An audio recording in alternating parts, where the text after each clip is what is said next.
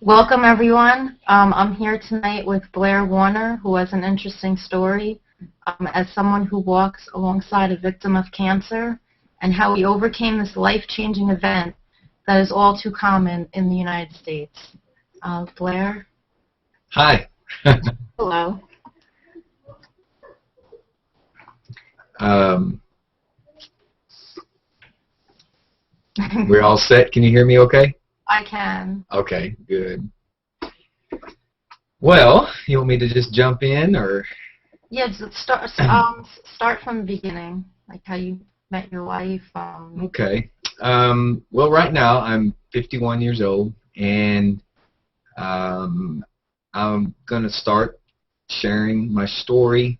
Haven't shared it really that often from start to finish, A to Z, so kind of both apprehensive and excited at the same time to be able to share this, and in a way, when I talk about it, sometimes I actually feel like I'm reliving it. So if I tear up or anything like that, then that's why, you know. I just want to thank you for sharing with us all, because I do know how hard it is. I mean, I just want to say thank you, because it's amazing that you're sharing with all of us your story.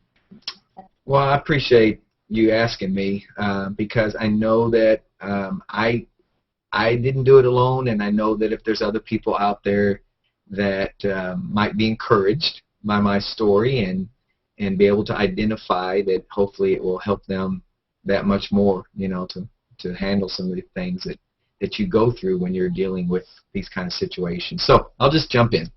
I basically, in 1989, I was 29 years old, and I was beginning to have a little bit of a 30s crisis. You know, some people have a midlife crisis at 40, and some at 50, and some not till 60. But I was kind of going through a little bit of one as I was approaching 30, because it was just ending my 20s decade where you're free and footloose, and I wasn't married yet.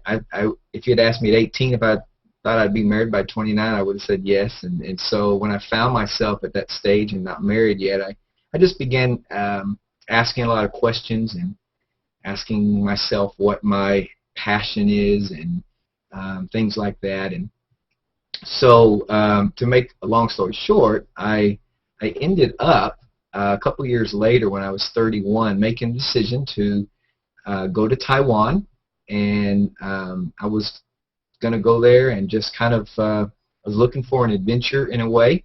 I knew it was going to be an adventure. I had met a Taiwanese student working on his PhD at UTA, University of Texas at Arlington in Texas, and he told me, when we started talking and we became friends, he said, "Blair, you can get off the plane in Taiwan and have a job teaching English, you know, within a week. So you don't have to worry about being able to support yourself over there, and at the same time you can you know, learn Chinese and so forth." So he graduated with his PhD, and we actually went back together on the same plane and stayed the first few nights with his family, and sure enough, within a week I had a job teaching English as a second language.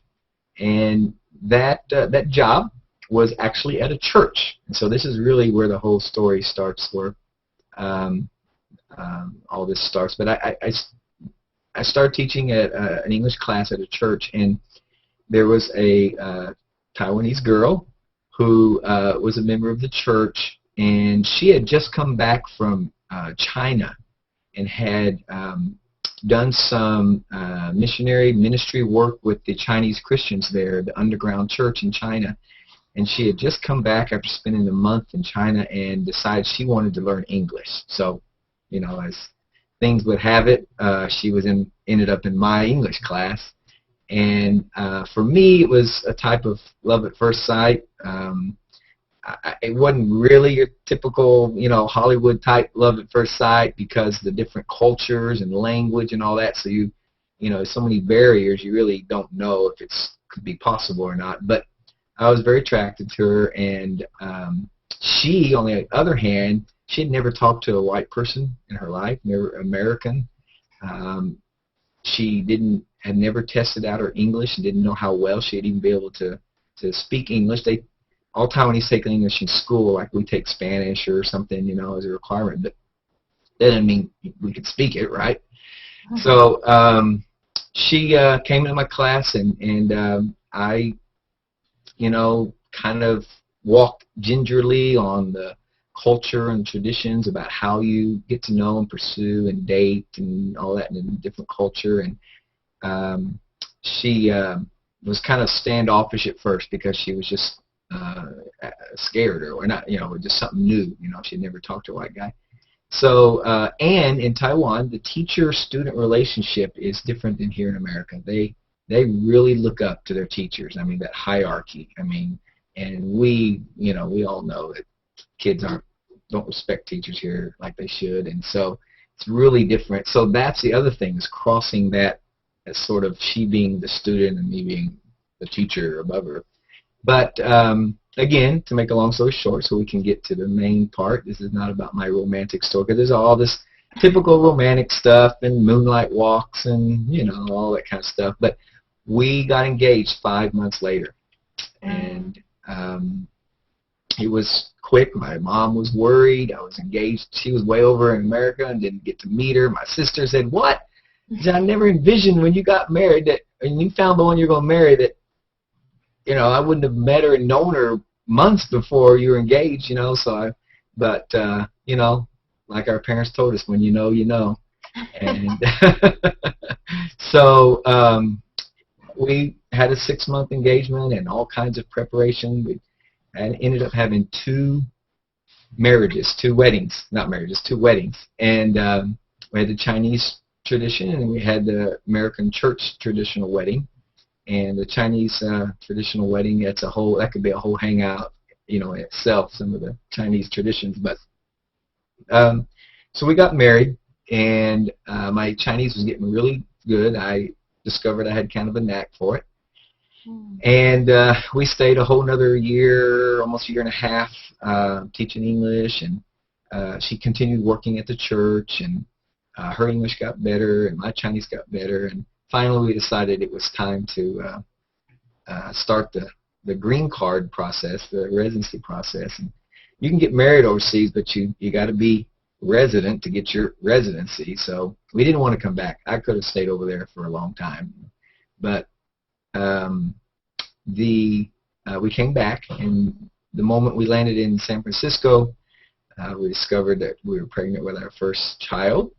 And so she conceived in Taiwan but born in the United States. And we came back to Texas, where my family was, and stayed there for about a year. I was teaching ESL at the local university, and then we got a call from the pastor in Taiwan that I'd gotten to know when I was in Taiwan, and the government of Belize had contacted him and asked him to come to Belize and start a church among Chinese immigrants in Belize. And you wouldn't think about, why are Chinese immigrating to Belize? But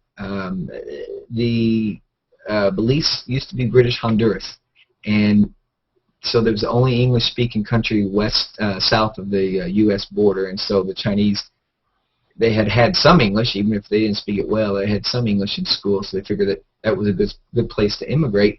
And the Belizean government had opened up their immigration to Chinese and Taiwanese, and basically they guaranteed them residency as soon as they landed, and then just stay and work and contribute to society for 5 years, and then they'll give them citizenship.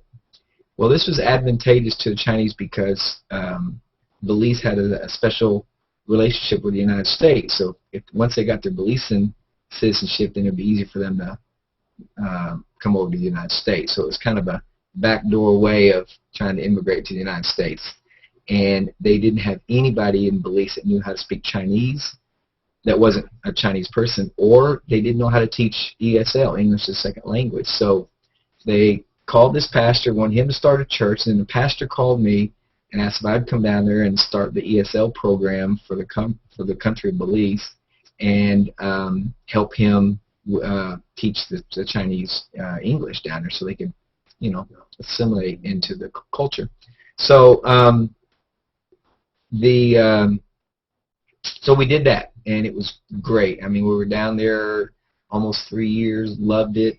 Islands and coral reefs and, beautiful mountains. Just, the west part's like Guatemala and the east part's like the Caribbean. So you feel like it's just really, Belize is a good place to retire, by the way.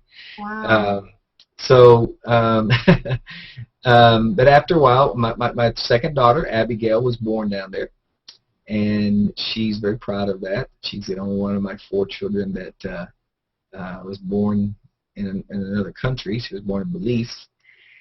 And so after a while, we came back to Texas, and we were kind of figuring out what to do next and kind of in between. And then we conceived, got pregnant again with our 3rd daughter. So now, we got 3 girls coming. And we ended up, after spending a year in Mississippi, we ended up in Minnesota, going to a college there. It's called Bethany College of Missions, and I was going there to get my graduate degree in cross-cultural communication. So I had discovered that I liked teaching, and I enjoyed cultures and interacting with different cultures. And you have to have a certain patience and a certain way of teaching and interacting with when you're teaching English as a second language to foreigners versus just teaching to regular Americans. And so I found that I enjoyed that very much, and it was very satisfying. But while we were up in Belize, got pregnant with my son. So now we're my 4th child, and I know some of you are thinking 4 children, but we were going to stop. Just to give you a little personal note, we were going to stop after 3, and my grandfather was a father of daughters, never had sons, and so I thought, okay, I'm just going to be a father of 3 daughters. And while we were contemplating if we were going to stop or what we were going to do, bang, I got pregnant with 4th child, and he was a boy. So I got my boy, and he's 12 years old today, wonderful kid. But we got pregnant up there in Minnesota. But it was a difficult pregnancy. It was very difficult compared to the other 3. The other 3 were just normal, nothing big deal. But this one, she gained a lot of weight, and she was her joints were just really painful, and she's really weak. And we now know, of course, we later found out why, but we didn't know at the time. And the doctors and the midwives and all of them were just saying, oh, some pregnancies are different, and they ran some tests, and they did discover she was a little bit low on iron, but they said that happens sometimes. After that, I was really upset with how easily the doctors and the medical society just were willing to just put everything on pregnancy. It's because of the pregnancy. It's because of the pregnancy. And unless we had just had some real acute symptom that, like abnormal, really bad, that would they have decided that maybe it was something different than that. And we believed them. That's what makes us so mad. We just believed what they said and said, okay, well, they know what they're talking about. And she suffered through it. It was a pretty tough pregnancy. Now we know a year earlier in Mississippi, she had gone to the doctor for a bleeding ulcer. She started having some stomach pains, and and then she began to throw up blood and pass black stools. So we rushed her to the emergency room, and they did some tests and all this kind of stuff, and they said, okay, she has a bleeding ulcer, and they treated it like a bleeding ulcer. They gave her some antibiotics and all that kind of stuff, and the ulcer got better, the bleeding stopped. We went on with our life, and not until she got pregnant with Ethan and started having some pain and really gained weight and bloated did anything else happen physically after that. So, but I guess this is the whole part of we're getting to the whole point of my story, and that's just background to our lives. That she,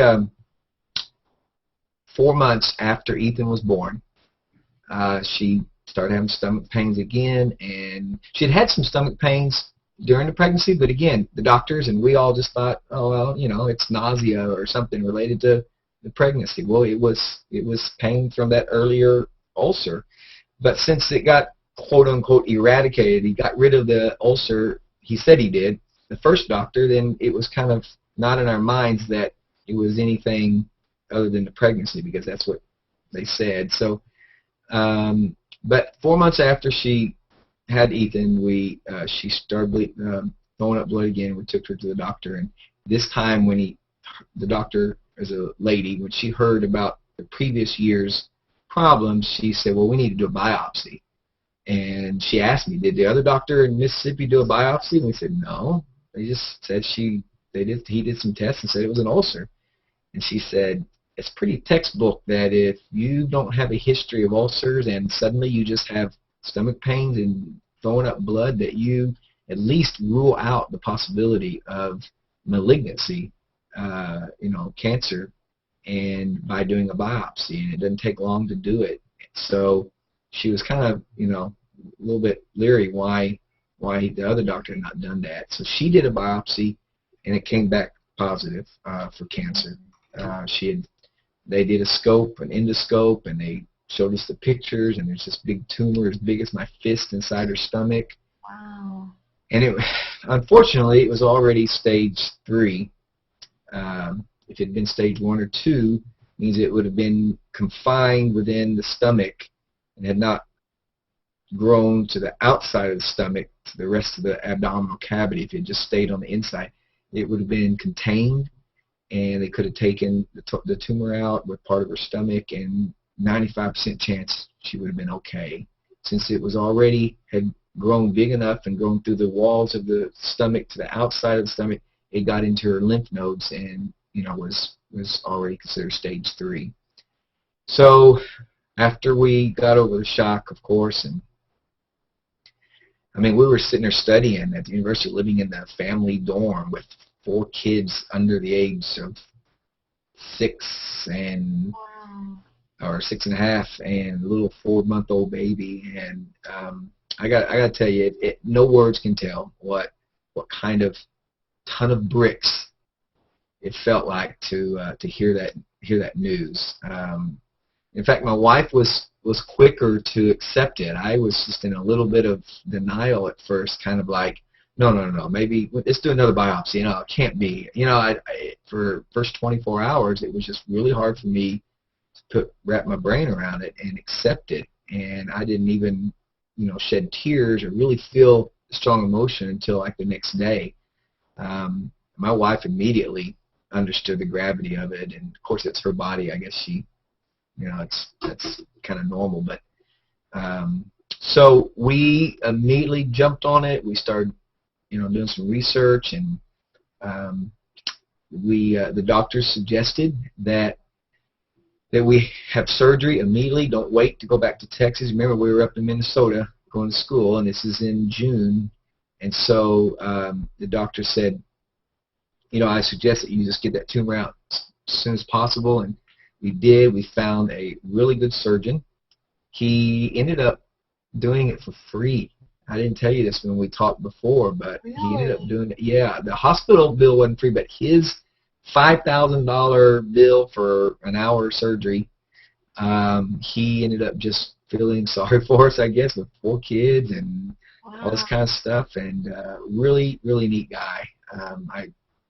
If anybody's up in Minnesota and you're hearing this and you need a good surgeon for whatever reasons, I would recommend him. But he did a real good job. He took out 3/4 of her stomach, and he had to take the lower 3/4. So that means it ended up taking the pyloric valve, which is the valve that opens and closes between the stomach and then the small intestine. So whenever you eat something, it mixes all up with the acids and turns into chyme, and then the valve just naturally knows when to let it dump into the intestines. And that pyloric valve was taken out with the stomach, bottom 3/4 of her stomach. So from that point on, every time she ate, it immediately dumped into her intestines. It didn't have time to digest in her stomach first, But again, she would have been able to deal with that if it had not been stage 3. Your stomach stretches. She could just eat small meals, chew really well, juice and different things like that, and smoothies and all that. She could have made it, but because of the fact that it was stage 3, then made it more complicated. But so we did have the surgery, and we healed from that. The university let us stay all summer without having to attend classes, and we stayed in the family dorm for free. And then in August, we came back to Texas to be with friends, and we were actually starting to feel hopeful. The surgery was well. She had recovered well from the surgery. No more pain. She was getting her energy back, and it had now been like 6 weeks since the surgery, and we came back to Texas. And so I was just kind of thinking, okay, well, if she's cancer-free for 24 months, for a full 24 months, then we'll try to get back on track with, our plans and our life and all that. But I knew we needed to pay attention to it for really seriously for 24 months. And I got a job teaching again at UTA, University of Texas at Arlington, teaching ESL. It wasn't a full-time job. It's what they call adjunct, so you don't get a 12-month contract and benefits and all. It's just 9 months from spring and fall semester, and so at the end of the summer, you've got to apply again for the next 9 months, and each year, you just never know. And so, but at least, hey, it provided. But I got to tell you that if it weren't for my father and some people at our church who donated financially, and friends, and then what I could contribute from working, savings, her parents from Taiwan sent money. It was a joint effort. You can't go through anything like this at all if you don't have family and friends and help. So don't try to be some lone ranger and tough it out. When you need help, ask for it when you're in situations like this. And here I was having 4 kids and recuperating wife. And one of the things that they discovered about cancer is that pretty much cancer is just a disease of an impaired immune system. We all get cancer cells. You got cancer cells in you right now. I got cancer cells in me. However, our immune system is keeping it at bay. It's attacking it and killing those cells, and they never turn into actual tumors. What happens with people who get cancers, all the different factors that come into play, their immune cells aren't able to attack and keep those cancer cells from multiplying so fast and rapidly until it becomes a tumor and taking over the body. And so one of the things that we decided to do was to do everything possible to build up her immune system, to reduce stress, to do whatever we could so that the body could fight it. We came back from Minnesota to Texas, and we talked to a couple doctors, and all they said was, well, when are you going to start chemo? There's like no second thought, to it. No analysis whether it would really work or not. It's just like, surgery, chemo, and radiation. That's it. It's the only thing we offer. And it's still, I can't believe, I'm going to get off on the soapbox, but I guess that's part of what you want. But I can't believe that in 1971 or 73 or something like that, Nixon put into effect, this national cancer awareness and put millions or maybe billions, I don't know, of dollars towards cancer research and made it a project of the government to figure out how to fight cancer and all that. And here we are, 40 years later, and we haven't made any improvement on healing. We've made some improvement for prolonging or, just helping the person be more comfortable or, just treating the symptoms, but we still haven't not done anything to actually be able to prevent it or heal it in 40 years. And in my research, I discovered that there's like 210 different cancer types, and they decide that it's its own category by what type of cell it is that's mutating. So if it's a skin cell, it's one. outer skin cell, it's, you know, a different type. If it's a stomach skin cell, or it's a different type, and that breast skin cell is a different, breast cells are a different type. So they have about 210, or they did when I did my research 10 years ago, 210 different cancer types.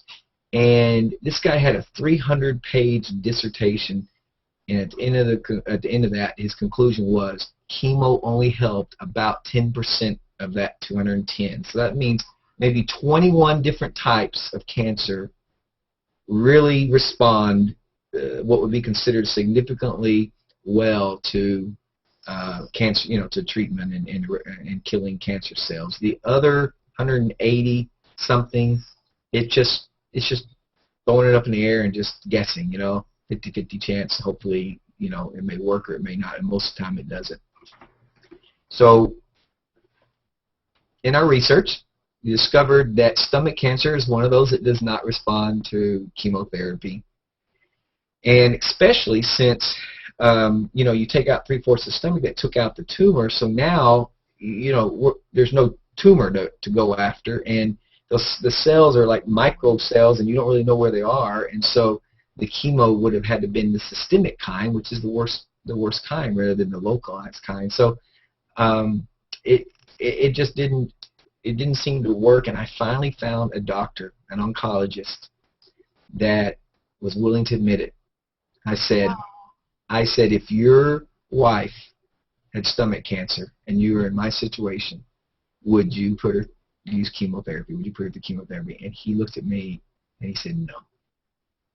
And he said, "Now I could lose my license, you know, if I went around doing this all the time." He says, "But I can tell that you want the truth, you know, and that you just, you know, you need to hear it and you need some confirmation," because I was already feeling that, you know, chemo. Finally, I have so much respect for that doctor. He finally admitted it. Mm-hmm. And he was willing to see us without even doing chemotherapy. So every 3 months we came back and you do what do they call it? A scan, you know, when they do not MRI, but a CAT scan? CAT scan, yeah, I don't know. He would do a CAT scan and all that kind of stuff, and just help us follow, you know, what's going on inside of her without having to do any treatment. And most of the time, doctors won't do that. You know, they only will monitor you if you're doing treatment with them. So he was willing to do that too. So I was really, really grateful. Guys, if there's a will, there's a way. I mean, you got to be persistent. You got to be your own person, and you got to do your own research. And he, you know, he didn't he didn't volunteer that. I had to like ask him. So take the initiative. This is your body. It's your life. You know. Exactly. And putting those chemicals in your body is wrong. It's wrong. I refuse to do it with myself or my daughter. And my daughter has ADHD. I refuse to put chemicals in her body. Especially knowing that it would be like long term. I mean, ADHD is not something you just take for a week and it's better, you know, or something. I do believe antibiotics. I mean, if you got pneumonia and you're laying in the hospital and you're getting ready to die from pneumonia, yeah, take antibiotics. You know, life-saving type situations, but long-term stuff or stuff that doesn't show to really work, it's just hit and miss. Forget it. You know. I've had allergies all my life, and I've rarely taken any kind of antihistamines or anything. And my mother's tried to tell me for years, you know, and I just put up with a headache or whatever it is, and the next morning, you know, allergies are better, and I'd rather do that than put all these drugs in me. So maybe that was part of the reason that it was easy for me to, you know, accept alternative type stuff. I also didn't tell you because I didn't go back far enough, but I have a degree in microbiology and chemistry. I was going to go to medical school, and I'm glad I didn't. That's not who I am. I mean, I love science and all that, but it's not who I am. The day-to-day grind of a doctor, it's not who I am. And when I started going to visit, when you're in pre-med, you go observe doctors. And literally go in and talk to the patient for 5 or 10 minutes, and go in the next room for 5 or 10 minutes, and go in the next room for 5 or 10 minutes. Or if you're a surgeon, you see him for 10, 15 minutes in the pre-op meeting, and then you do the surgery while they're under anesthesia, and you never see him again. I mean, it's just, I'm glad we have those doctors, but it takes a certain personality, and you got to know that that's what you know, you're supposed to do. And that, I'm glad I decided not to. But I ended up with a degree, though, that I never used. But it also helped me to understand all this science background, medical background, you know, what's going on. So we began to do some research, and we started doing alternative therapies the best we could. We started out with diet change. We became vegans. Our whole family became vegans. Oh.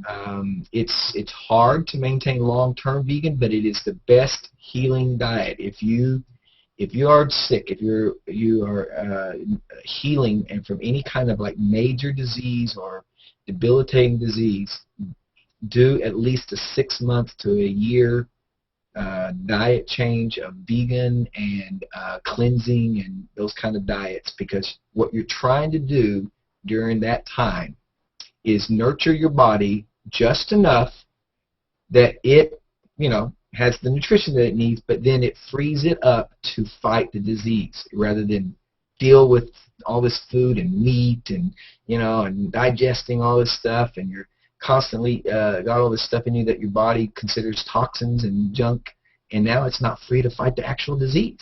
So by doing the diet that we did, it gave her good nutrition, which was vegan, and we juiced 6 times a day, vegetable juices and carrot juicing. We bought a $400 juicer and juice. We How drank much this. time was all of this? Like, how time-consuming was it? It was. I would get up at 6:30 in the morning and start making juices, and I put them in little jars, canning jars, and like our grandmothers used to use, and I would put them in there and put them lined up in the refrigerator, and she'd just go in there and grab one 6 times a day, Before I did that, before I went to work every morning. And I didn't have to be class at 8. I didn't have to be at like 10 or 11, but still, every single day. We ate 80% raw. There's a lot of, when you eat raw, you preserve the enzymes and the vital nutrients that don't get denatured and all that kind of stuff through cooking. And we did take some supplements. We went to a naturopathic doctor up in Oklahoma, and he did these tests, various tests, and non-invasive tests. It's amazing what's out there that regular doctors could be using. But he did these non-invasive tests, blood tests, different things, and decided on this perfect supplement regimen that we did, and it was natural supplements made from whole foods. And then we did some herbal stuff, mushrooms, especially shiitake mushrooms. They have some healing powers, guys. Do your research. Go look up mushrooms and different mushroom soups and ways of and stuff. So we did some herbal stuff that she drank, and we were really doing well. I got to be honest with you.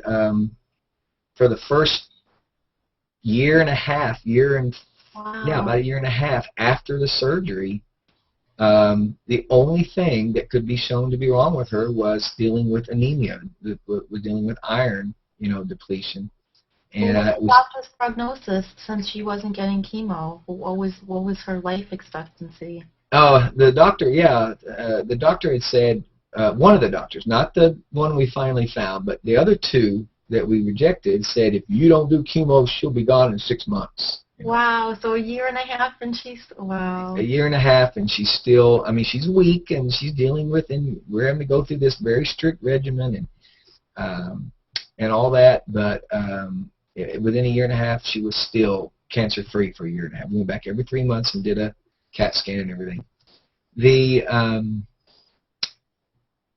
But after a year and a half, some events happened that I think maybe triggered. We knew that if something happened to change that delicate balance of stress and nutrition and her immune system and all that, that the cancer could have an opportunity to just rear its ugly head, again, any time. And I got to tell you that waking up every morning just knowing, it's kind of like alcoholics. They never say they're not an alcoholic anymore. They just say they're a recovering alcoholic or whatever. Or, even if they hadn't had a drink for 10 years, they never say, I'm not an alcoholic anymore, because they know that all it takes is one drink and they could go back. Well, it's the same thing with cancer. You are never, if you've had cancer once, you're never really 100% over that. Even if you've been cancer-free 5 years, you should be watching your diet, watching what you're doing, watching the stress level, watching signs, things like that, because something caused that cancer in the first place. And we should be looking at causes rather than just symptoms. But anyway, we woke up every morning with that stress kind of a burden, knowing that, any day now it could come back, but after a year and a half it hadn't. But something did happen. Her father was diagnosed with liver cancer back in Taiwan, and within 2 months after diagnosed, he was gone. And she didn't get to say goodbye. She hadn't seen him in a couple of years because we'd been in the United, well, 3 years or something like that. We had been in the United States, and it really, really upset her. Really, I don't know what the word, but on an emotional level, it was pretty disconcerting to her. And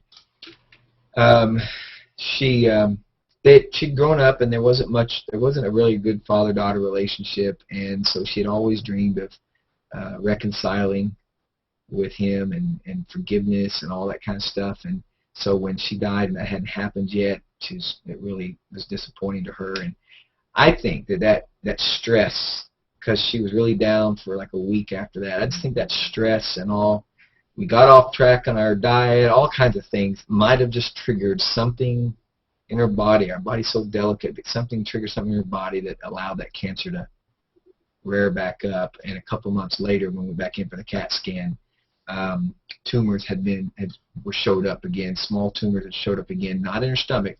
Perfect surgery from that guy in Minnesota, but it showed up in her abdominal cavity, and was attached to like her intestines and her spleen and stuff. And so we had to have surgery to have part of her colon removed, or she would have been blocked and would have just been gone in November of that second year. So she went in, had surgery, had part of her colon removed. They actually removed that whole transverse part, and then took the two sides and then came in and joined them together in the middle. And that did give her more time, so she wouldn't be blocked and all. But she began to not be able to eat, not be able to keep food down, not even her juices that she was drinking, not even liquids. And the tumors must have started disrupting her whole digestive system, just her small intestines, everything. And when it's digesting and moving like that, if it's something that disrupts that perfect rhythm, she would just throw it back up. She would drink her juice and then within 5 minutes throw it back up. And so beginning as early as November of 2001, which by the way, 9/11 just happened 2 months before that too, so there was all that stress going on. But she, in November of 2001, she started not being able to really keep much food down. And I did some more research again, and this time I found a couple clinics that we went to, some alternative clinics for cancer treatment. And we raised some money, and we went up to Phoenix, Arizona, to this particular alternative cancer treatment. And at that treatment, they do all kinds of different therapies, and I won't go into all the details, but the main one was high-dose vitamin C, where it's intravenous high-dose vitamin C, is like 10,000 milligrams of vitamin C intravenously. Wow. And it's shown that vitamin C, helps kill the cancer cells. And then while we were up there, we became aware of a therapy in Germany that had been used for 50 years. And I did some research and just got a big, thick file of stuff of this therapy that they used. And they even use it against HIV patients, because it kills, builds up the immune system and kills viruses and bacteria that people with AIDS end up dying from. And so they're using it over in Germany, and the FDA won't approve it because guess what? The pharmaceutical company and chemotherapy companies and doctors would lose billions of dollars, So I know I'm ranting and raving, but this is such great information. It's People true. need to be aware. So it's called ozone treatment, and you take regular medical grade oxygen, and we bought this ozone machine, $2,500, had it shipped from Germany, and we're not rich guys. I know I'm talking about all this money and going to clinics and stuff. We had to raise money. We used savings. I mean, I got in over $100,000 in debt by the time she passed away. So, but we were never withheld any treatment or anything that we needed. There's always, a way to do it. If you have family, friends, good doctors. I mean, all kinds of ways to do it, but it was challenging from the financial standpoint, but we always found a way. So thank God.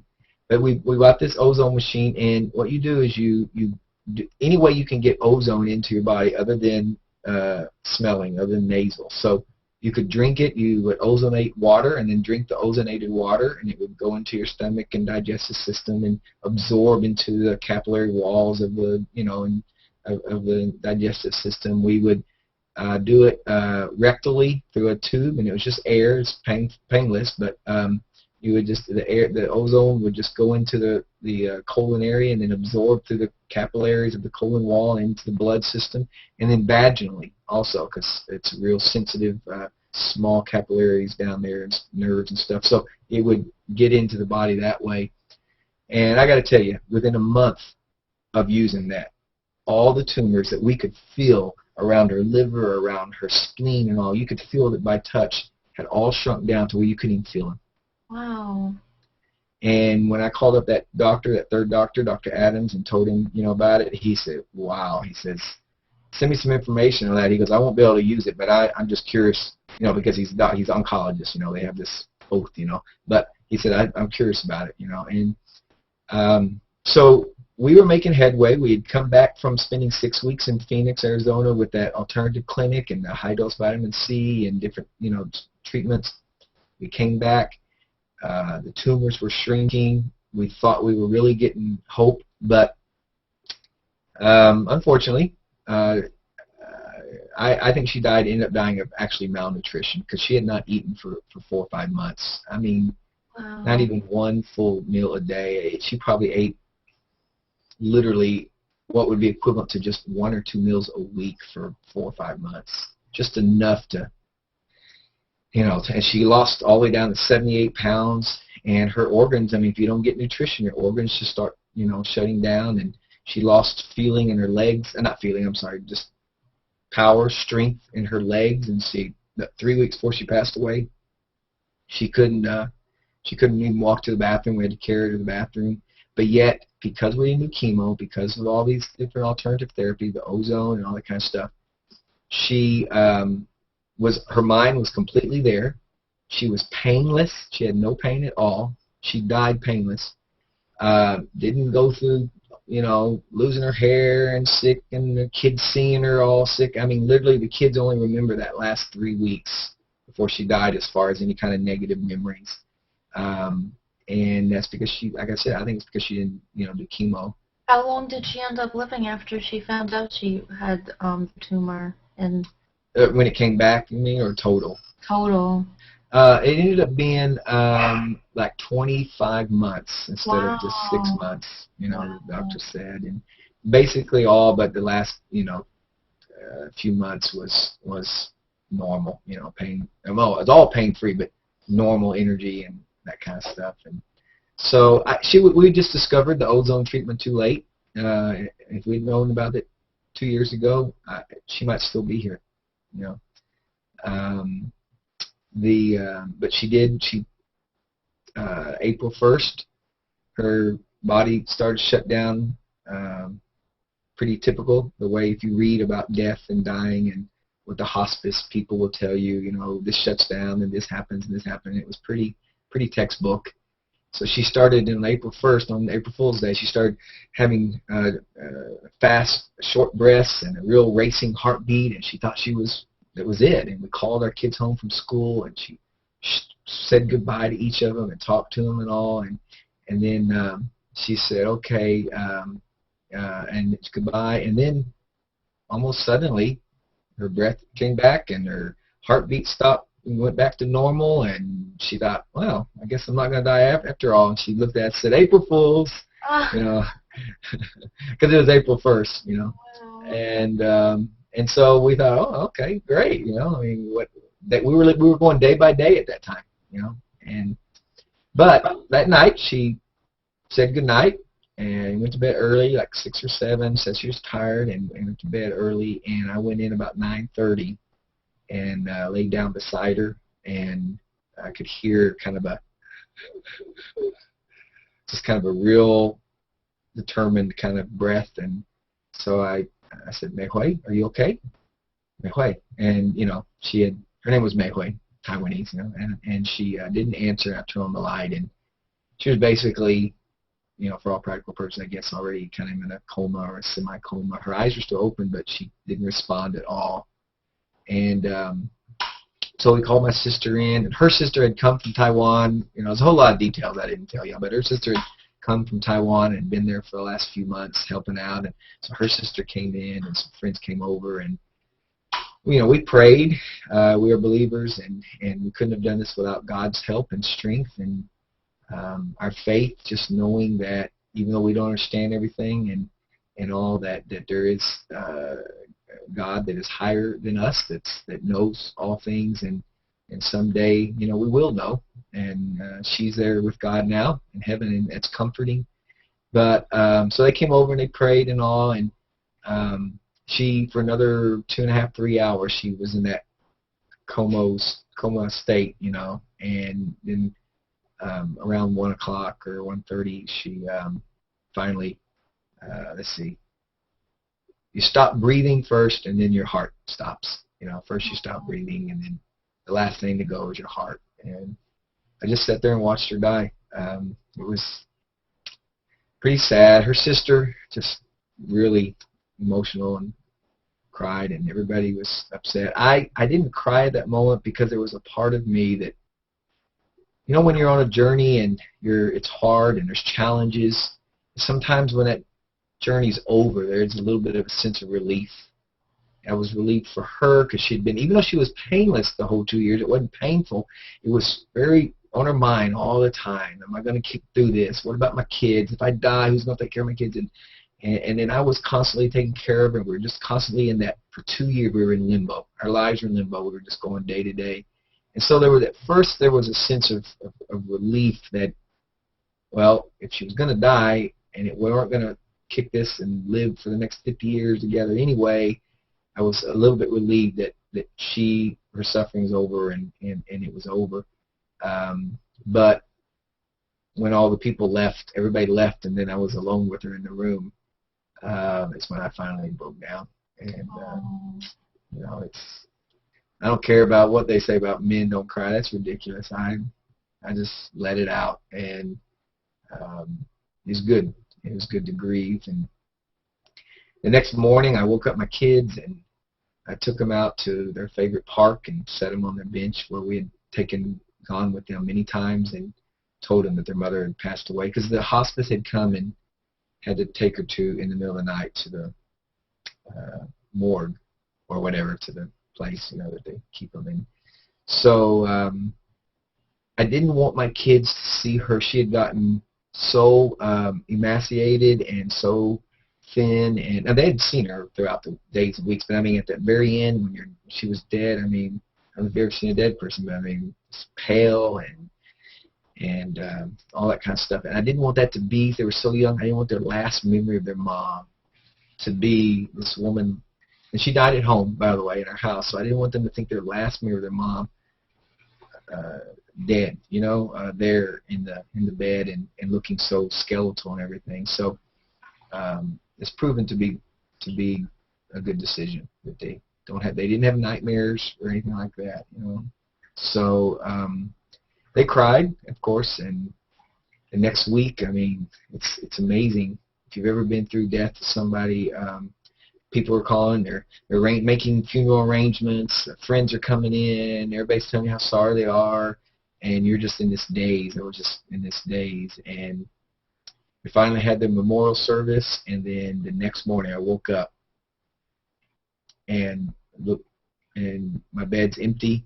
I slept with her all the way to the last night, before she died, and the bed was empty, and I thought about my 4 kids all still in their bed. And I thought, what are they going to do without a mother? How am I going to do this? How old were they? Ethan was 2.5, and let's see, 2.5, 4. 2.5, 4, 6, and almost 8.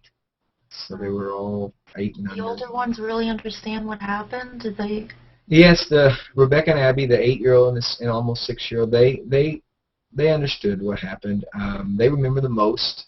They, but even as old as they were, even almost 8, right now they can't remember like her voice, what she sounded like or anything like that. You're young. I guess that could be a blessing in disguise, that they just didn't remember so much the negative stuff and missing her. But I didn't work for 6 months after that. I just we just grieved and you never knew when I was just going to suddenly break down in tears. I could be driving down the street, and one time I was driving down the street and I just started crying, and the emotion comes over you. You can't control it. I mean, it's not like you just suddenly just feel it like a deep depression, and I just start crying. And then I remember people in the car looking at me next to me, like they were all worried and everything. But it's I think I grieved pretty well. Not working for 6 months and staying home with the kids. I played Mr. Mom for 6 months. I just wanted to let the kids know it was going to be okay, that I can do it. I mean, I had help, church and friends and family, but nobody that came in and lived with us. I mean, they helped, but the day-to-day was still me. It was still me that made breakfast. It was still me that kissed him in the bed at night and made sure my son diapers were changed and things like that. And I wanted them to know that I could handle it, to give them that sense of security and stability. And a few months later, I bought the house across the street. We were renting the house where she passed away, and I bought the house across the street. People just put it up for sale and asked us if we wanted to buy it, and it's worked out great because the school is just around the corner, and kids didn't. I read somewhere that when something like that tragedy happens, then it's already such a big change in their life that you don't want to bring in a lot of other changes. So I wanted to make sure they stayed at the same school in the same neighborhood and same, as much the same as possible, so that they wouldn't add trauma upon trauma, of what was going on. So we moved across the street, and we've been here ever since. It'll be 10 years in 2 weeks? April 2nd, will be 10 years, and I can't believe I've made it. I look back and I think I have raised these kids for 10 years. How did I do it? But I want to encourage everybody, if you're going through something like this, any kind of, loss is loss. It doesn't matter if it's through death, or if you've lost a job, or if you've lost a friend, or, a friendship, or you lost, if you become in an accident and your hand has to get amputated and you lose a hand. Loss is loss, and you're going to, you still have to grieve the loss. You've got to grieve the loss you lost. You've got to deal with it. Don't try to suppress it. Don't try to hide it. I didn't run out and go find another wife or another mother for my kids, because I knew that that's what the typical rebound person does, is they go out and, I got to find a mother for my kids. And I saw people do that. We were a member of a grief support group for people who had lost a spouse or a mother. It's called The Warm Place. In Fort Worth, Texas, and let me tell you that was major in contributing to our recovery from this. But I saw men come in there who had lost wives, and within a year were remarried. And then when I saw them 5 years later, they were divorced with that second wife, and their kids were a mess. I was not going to do that. And I didn't know it would last 10 years, but I knew that immediately for the next few years I shouldn't do that. And then I just got caught up with kids and work, and I quit teaching. I got turned on to a friend that was flipping houses back when you could do that real easily, and financing was real easy between '04 and '08, and I started flipping houses. And then a friend of mine was a mortgage broker, and he taught me how to be a mortgage loan officer, and we started our own mortgage company. And then now, with the credit crunch, we had to close our mortgage company in '08, and I started doing credit counseling and repair, helping people who want to buy a house but can't because of credit problems, and I will help them repair and build up their credit so they can buy a house. And all this time I've been able to stay self-employed, and that's very key to doing this. If not, I don't know. I would have to put kids in daycare, and as a mother, you can imagine other people raising your kids, and I know there's couples that both have to work and you got to put your kid in daycare because you don't have a choice. But if you have a choice, I think most of us would agree it's second best, you know. And I did not want to do that, especially what they had been through, you know. It just again, I wanted to give them as much of a normal life as possible since they were already going to be missing their mother. So that's kind of in a nutshell. I mean, I'm sure you have some questions. What's the fondest memory you have of your wife? You know, it's interesting you say that. There's 2 or 3 really fond memories that I just remember all the time, and one of them is first time I saw her. Beautiful Chinese lady, 26 years old, and I just remember seeing her, and that memory is always in my mind, that very moment. Another really fond memory is when we go on dates in Taiwan. We went to tea shops. You don't go to Starbucks. Well, they got Starbucks in Taiwan now, but they didn't in the 90s. And we went to tea shops, and she would bring her English-Chinese dictionary, and I'd bring my Chinese-English dictionary and a pen and paper, and we literally were like thumbing through the trying to find words, you know, and I was doing it in my broken Chinese, and she was doing her broken English, and it was so funny. But we were able to communicate. You know, just got to be patient. Now, I think about kids texting now and being impatient and playing video games, and here we did in 1992, we really spent hours getting to know each other through looking up words in a dictionary. Wow. Part of that's love. Love, you'll do anything, right? But that other fond memory I have of her is all 4 of my children were born with a midwife. Wow. And 2 of them were actually born in our house. And so I was there through the whole process with all 4 of my kids. Wow. And their birth in the hospital. It was still, even though it was a midwife, it was in a birthing center, but then 2 of them were in our home. And so each one of those was unique. Was that the house across the street that you're living at now? Actually, no. None of the kids were born in that one. They were born in Taiwan, mostly. No. One in Minnesota. One in Arlington, one in Mississippi, and then one in Belize. Remember, in Belize, Yeah. Abby was born in Belize. So, we should post her picture. Yeah. I'll send you a picture of her. You know. And you know what's interesting? Just a little side tidbit. You know, you talk about Chinese cultural, their weddings and stuff. They put on. She hardly ever wore any makeup, but on her wedding day, though, she put all this gobs of makeup, and it's white. They want to make themselves white. Now, you know, American women want to make themselves darker, you know, look like they're tan. The Chinese, the Asian women want to make themselves look white, and it was so weird when I first saw her come out, and it's literally, you've probably seen some of the Japanese ladies, you know, how when they're made up and everything, so anyway, I'll send you her wedding picture and some other pictures. Oh, that would be great. How long have we been doing this? Wow. I just talked an hour nonstop.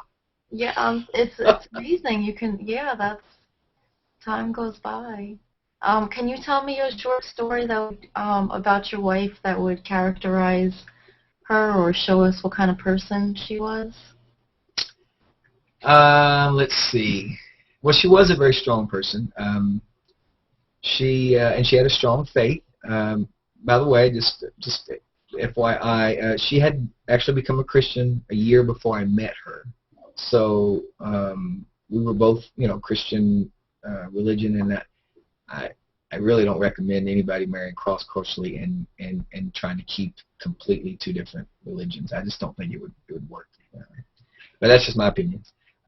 So she had a very strong faith in God, and she just wasn't a complainer, you know. Maybe it's just, I hate to say this, but I think sometimes we Americans are just a little bit spoiled, and you know, growing up in Taiwan, you walk to the market, you walk to the bus stop, took buses everywhere, and so I just think she was used to things not being always so easy and perfect, and so that contributed to the fact that when she was sick or fighting this, that didn't mean it was easy, but she was able to do it without so much complaining, not much fun complaining at all. And yeah, it's interesting. You're making me, my mind's trying to it's reeling around back to all these memories whenever I talk about it. I can't really think of a particular story that would exemplify her. That's okay. Her strength. Oh, you know what? Actually, I will. I got to tell you what. This is when this will show you a little bit about her character. When she decided she wanted to become a Christian, she felt like that was the right thing for her to do. It was contrary to her family's beliefs and her family's tradition.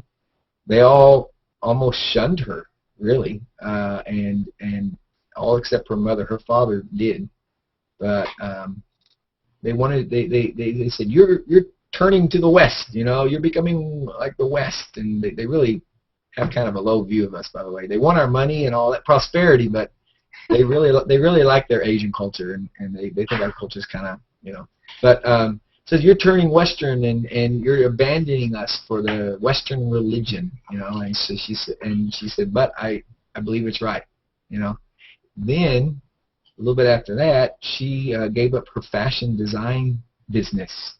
She had her own label, and was selling her own clothes at a kiosk at the mall in Taiwan and Taipei. And she gave that up because she felt like that she was supposed to do something more meaningful. The fashion world is dog eat dog. It's terrible, and so she felt like she wanted to do something more meaningful, and she did move into the church to kind of start helping and serving in the church. Again, her family thought she's crazy. You're giving up making money for this someone over here that's not going to make money. Then she met me, this white American Christian guy that she met at the church. I was a teacher, and I wasn't rich. And then once we decided to get married, they knew that eventually we would be taking her away and going, across the ocean to America, and they would not see her much. But through all that, because she knew that each one of those decisions was the right decision, she was willing to live with the consequences. And it showed me that what kind of character she had, that she, doing what's right is more important than what's convenient or feels good. It really is. And that you could see that even when we were getting ready to decide whether to do chemo or not or whatever. She wanted to do what's right. So. Wow. What would you like your children to remember about your wife? Well, I'd like for them to remember that, of course, that, when they're faced with choices and all, that what's right and ethical and moral is always going to be more rewarding than doing what's convenient or easy or feels good or something. And I'd like for them to remember that she was also very easy to talk to, so a lot of the women came to her for counseling and advice, and stuff. So I'd like for them to remember a couple of those things. She was a hard worker, too. I had to, even while she was sick and fighting cancer, I had to say, let me go and wash the dishes, or let me, so. Oh. I want to share your website with everyone. I'm going to do a screen share. Oh, thank you. This is... Oh, yeah. Oh, wow. This is Blair's website. Blair, do you want to tell everyone? Oh. Yeah, that web address is www.upgrademycredit.com, and everything about it, my story, very, very small, is on the website under About Us, and our services are there. We offer a free credit evaluation before you have to make any obligation to use our services, and I can do it nationwide. I mean, I got clients that live 5 minutes away from my office, and I still never see them because they're doing everything online and faxing and scanning and all that kind of stuff. So we can do it. I can do it all across the nation, and it's become a passion of mine to help people get into a home that normally wouldn't, or buy a car, or some jobs require good credit. I help some police officers and firemen that every year they check their credit, and if they got some issues, they gotta deal with it, or they won't be able to continue as a public servant. And so I help them with that. But free credit evaluation. Anything. Just let me look at your credit report, and I'll give you my thoughts on it. So. And I'm gonna try to, because I have it. I put it in a text. Yeah. Oh, yeah, that's how you did it. Yeah. Yeah. Well, no, this is just a quick, but this is Blair's website, upgrademycredit.com, and this is Blair's Google Plus profile, which I didn't even know you can do. Yeah, interesting, huh? +2/Blair Warner. That's very cool. It's not automatic. You got to go to G+.2, and then you just put in that long numbers, for your URL for your Google Plus, and then it'll create it for you right there. Oh, wow. That's very cool. Yeah. Yeah, so when I post a video to this, I'm going to have it in text so everyone can see, so Okay. you can go to your website. That's awesome. I just want to thank you for sharing your story. And last thoughts are, appreciate what you have, especially your health. Life is uncertain, and it's easy to take things and people for granted. Yeah, And it is. It really is. It's important to celebrate the moment and to tell the people that are around you that you love them. And don't get stuck thinking that it could never happen to you, because like Blair says, life is unexpected and it can happen to anybody. And I hope what Blair said. Oh, I'm sorry, Blair, go ahead. Oh, just let me just real quick say, if you're married, you need to have life insurance on both of you, because you never know who's going to go. We only had it on me because I was the breadwinner, but that's old thinking, guys. You should have some on both of you, because if I'd had some insurance, then there could have paid for like a nanny and all kinds of stuff to help us out. And then, like what you said, live each day to the fullest and don't take it for granted. Thank you so much for sharing. I You're know welcome. I really appreciate it. I hope your story encourages other people to look more into other natural ways of healing and not just go with what the doctors say, because the doctors are sometimes wrong. Like you say, if it's an emergency situation, Yeah. then absolutely. But do your research. If you have time, if it's something that you have some time, a few weeks or something that you can research before you make a decision, do it. Talk to people. Thank God for Google. I did this in 2000 and 2001, and I Googled everything for hours. So, hear my kids in the back. So, thank you so much. I just want to thank you again. Well, thank you. Thank you for having me on here, and any way I can help you in any way, let me know. That's awesome. Thank you. I hope you have a great weekend, and until next time. You too. Talk to you later. Bye-bye. Good night.